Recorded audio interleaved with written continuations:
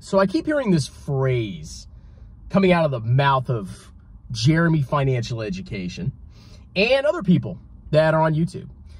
Because a lot of these people, they try to sound like they're sophisticated. That's the whole scam of the market and investment advice. These people try to make it sound like they're sophisticated. And what they do is they use these big, complex words or these weird phrases that don't really mean anything or can be simplified to, you know, a very easy thing for most people to understand. A lot of people that are in the investment industry do stuff like that. And one thing I keep hearing over and over again from Jeremy Financial Education's trucker's smashed, lipstick-covered, stained mouth is risk on, risk off.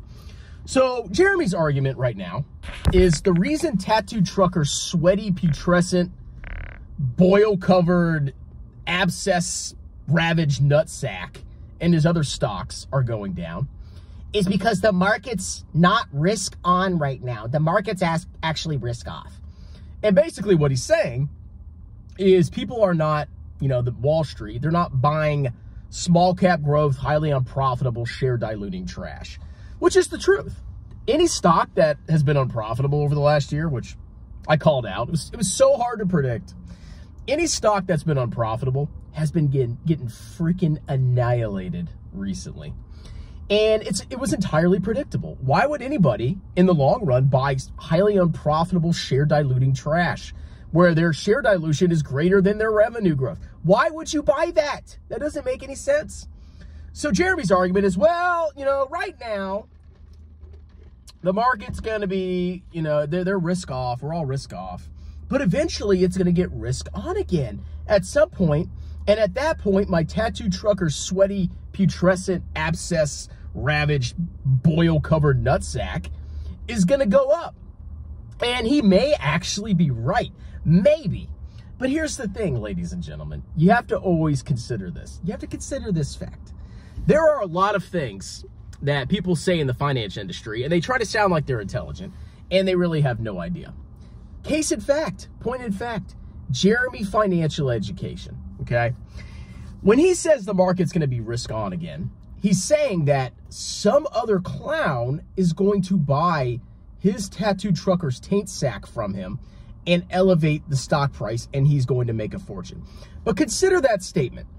Is he looking at this business from a fundamental standpoint, or is he looking at it from, I think other people are going to buy it from me at some point when there is risk on in the future?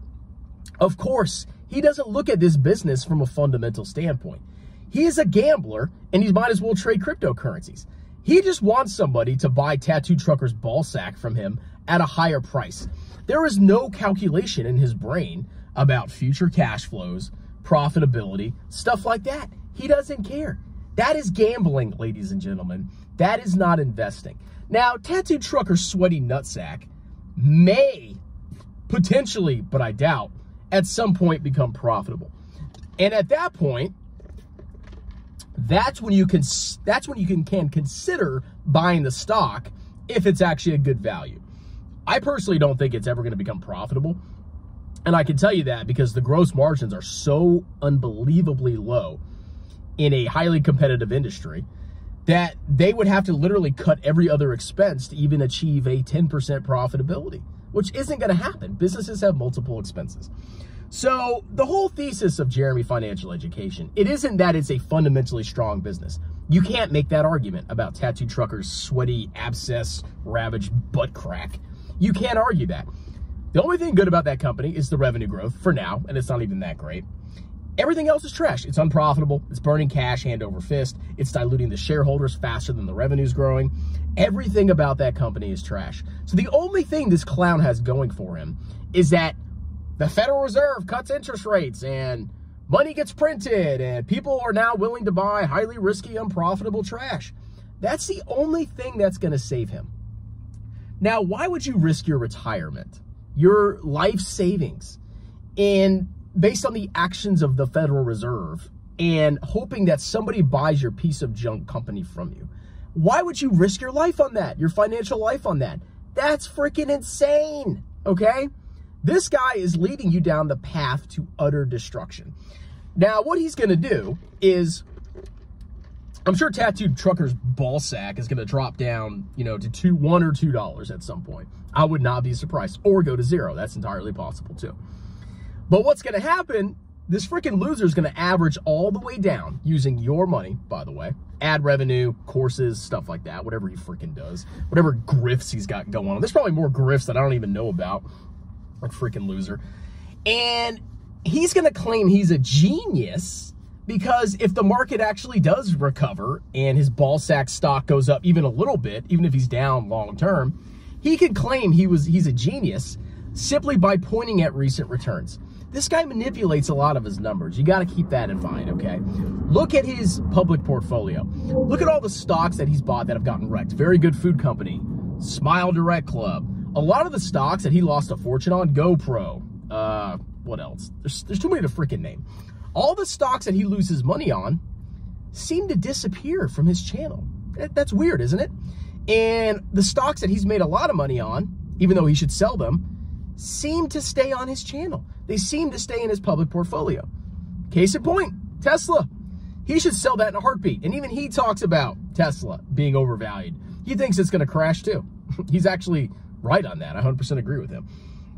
But he keeps it in his portfolio because he could show people his amazing gamble return.